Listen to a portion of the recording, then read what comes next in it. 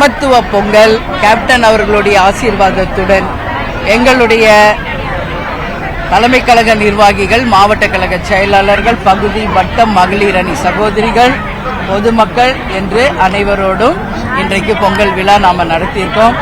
Captain அவர்கள் எப்பவுமே சமத்துவ பொங்கல் தான் எப்பவுமே நடத்துவார். அந்த வகையில் இன்றைக்கும் இந்து, இஸ்லாம், கிறிஸ்துவர்களை அழைத்து சமத்துவ பொங்கலை நாம் நடத்தியிருக்கிறோம். இந்த பொங்கல் தமிழ்நாட்டுக்கும் தமிழக மக்களுக்கும் ஒளிமயமான நல்ல ஒரு எதிர்காலத்தை நிச்சயமாக உருவாக்கும் என்பதில் எந்த மாற்று கருத்தும் கிடையாது. நாளைக்கு போகி, இப்ப நான் பேசினது மாதிரி தான் இந்த போகி எல்லாருடைய கஷ்டங்களும் நீங்கி, இருள் நீங்கி, எல்லாருடைய எதிர்காலமும் எல்லாருடைய வாழ்க்கையும் தை 1ஆம் தேதியிலிருந்து வெகு ரொம்ப ரொம்ப நல்ல ஒரு வருஷமாக இந்த 2026 அமையும். வர இருக்கின்ற நம்மளுடைய தேர்தல் நிச்சயமாக தமிழ்நாட்டுக்கும் தமிழக மக்களுக்கும் மிகப்பெரிய ஒரு வெற்றி தேர்தலாக அமையும். வரப்போகும் ஆட்சியும் உறுதியாக மாபெரும் ஒரு ஆட்சியாக அமையும். அது மக்களுக்கும் நாட்டுக்கும் நல்லது விளைவிக்கும் என்பதில் எந்த மாற்று கருத்தும் இல்லை. எனவே தமிழகம் முழுவதும் தைப்பொங்கல் அன்னைக்கு பொங்கல் கொண்டாடும் எங்கள் கழக மாவட்ட கழக செயலாளர்கள், ஒன்றியம், நகரம், பேரூர் கிளைக்கழக நிர்வாகிகள், கேப்டனை தன் உயிர் மூச்சாய் கொண்டுள்ள எங்கள் அன்பு தொண்டர்கள், என் மகளிரணி சகோதரிகள், பொதுமக்கள், உலகமெங்கும் பொங்கல் கொண்டாடும் அனைத்து தமிழர்களுக்கும் தலைமை கழகத்தின் சார்பாக இந்த பொங்கல் மாபெரும் வெற்றி பொங்கலாக அமைய வேண்டும் என்று மனதார வாழ்த்துகிறேன்.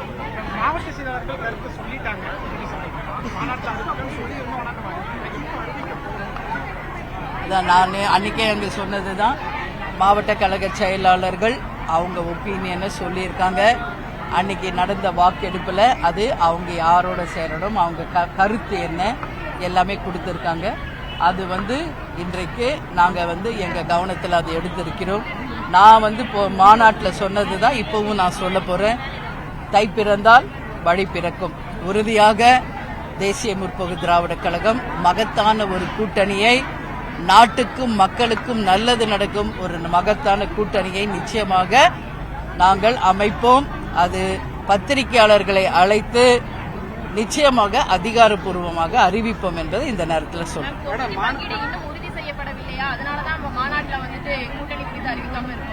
அப்படி இல்லமா, நான் மாநாட்டில் சொன்னதுதான், இன்னைக்கு வரைக்கும் திமுக கூட்டணியில ஏற்கனவே இருக்கிறவங்க தான் இருக்காங்க.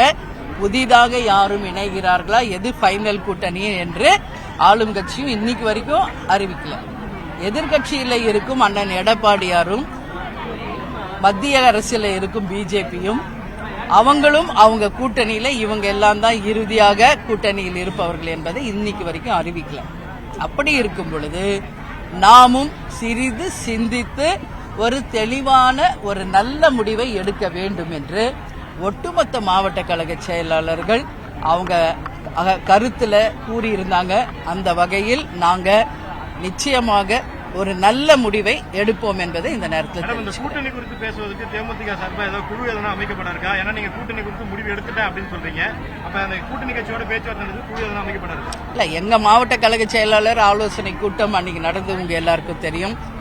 வாக்கெடுப்பு மூலம் அவங்க ஒப்பீனியன் நாங்க வாங்கியிருக்கோம். எனவே இப்ப தை பிறந்தவுடனே நிச்சயம் தமிழ்நாட்டில் நிறைய மாற்றங்கள் நிகழும். அந்த மாற்றங்கள் அந்த கூட்டணியை உறுதி செய்யும். அந்த உறுதி செய்யப்பட்ட அந்த கூட்டணி யார் என்பதை எங்கள் மாவட்ட கழக செயலாளர்களை மீண்டும் அழைத்து ஒரு ஆலோசனை நடத்தி பத்திரிகையாளர்களாகிய உங்களை அனைவரையும் அழைத்துதான் நாங்கள் அதிகாரப்பூர்வமா அறிவிப்போம். இல்ல, கேப்டனை பொறுத்த வரைக்குங்க இந்த தொகுதியில தான் போட்டிடணும் அப்படி கிடையாது. அவர் மக்கள் தலைவர் கேப்டன். 234 தொகுதியிலுமே போட்டியிடக்கூடியவர் தான் அவரு. அதனால அவர் நின்று ஜெயிச்சது 2 தொகுதி உங்களுக்கு தெரியும். ஒன்று தலைவருக்கும் தேமுதிகவுக்கும் வெற்றி கொடுத்த விருதாசலம்.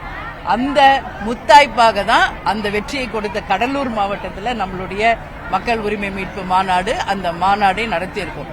இன்னொன்று கள்ளக்குறிச்சி தொகுதியில ரிஷிவந்தியம் தொகுதி, அங்கு ஜெயிச்சு எதிர்கட்சி தலைவராக வந்தார். அதனால இன்னும் டைம் இருக்கு. யார் யார் போட்டிடுறாங்க, எந்த தொகுதியில போட்டிடுறாங்க என்பதை எல்லாம் இன்னும் நம்ம டிசைட் பண்ணல. நிச்சயம் கூட்டணி முடிவானவுடனே அந்த தொகுதிகளில் யார் போட்டியிடுகிறார்கள் என்பதை உங்களுக்கு அறிவிப்போம்.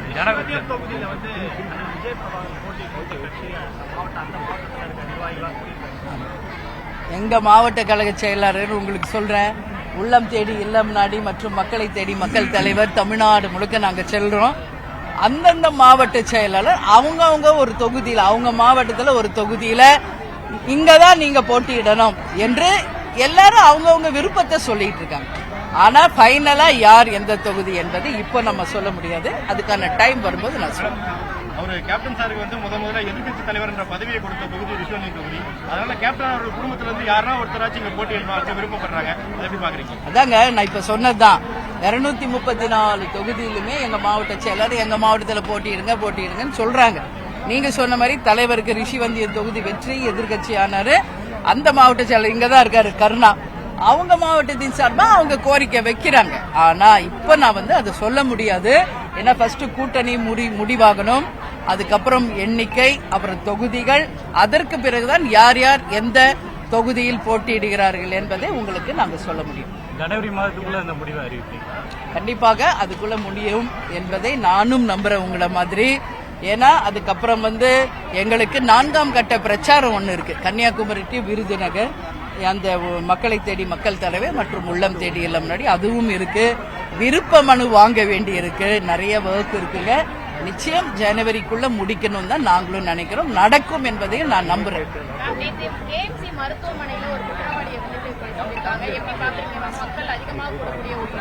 இல்ல, அவர் வரலாறே பார்த்தா அவரே ஒரு ரவுடின்னு சொல்றாங்க. பல்வேறு வழக்குகள் அவர் மேல இருக்கு என்பதையும் சொல்றாங்க. அவர் போதையில அங்க தூங்கிட்டாருன்றதையும் சொல்றாங்க. அந்த நேரத்தில் அந்த படுகொலை நடந்ததா சொல்றாங்க. இந்த மாதிரி இருக்கு. நான் என்ன சொல்றேன், ஃபர்ஸ்ட் ஆஃப் ஆல் இங்க சட்டம் ஒழுங்கு மிகப்பெரிய கேள்விக்குறியா இருக்கு. அதுல மாற்று கருத்து கிடையாது. நேற்றும் தினந்தோறும் இது மாதிரி பல்வேறு விதமான படுகொலைகள் தமிழ்நாடு முழுக்க நடந்துகிட்டு தான் இருக்கு. ஒரு இடம் இல்ல, 2 இடம் இல்ல. அதே மாதிரி போராட்ட களத்துல இன்னைக்கு இடைநிலை ஆசிரியர்கள் ஒரு பக்கம் போராடிக்கிட்டே தான் இருக்காங்க. நாங்களும் பார்த்துட்டு தான் இருக்கோம். செவிலியர்களை அழைச்சு அவங்கள அவங்க கேட்டதை நாங்க செய்வோம்னு சொல்லியிருக்கு அரசு. அதே மாதிரி தூய்மை பணியாளர்களையும் அழைத்து அவங்களுடைய கோரிக்கை நிறைவேற்றப்படும் நேற்று சொல்லியிருக்காங்க.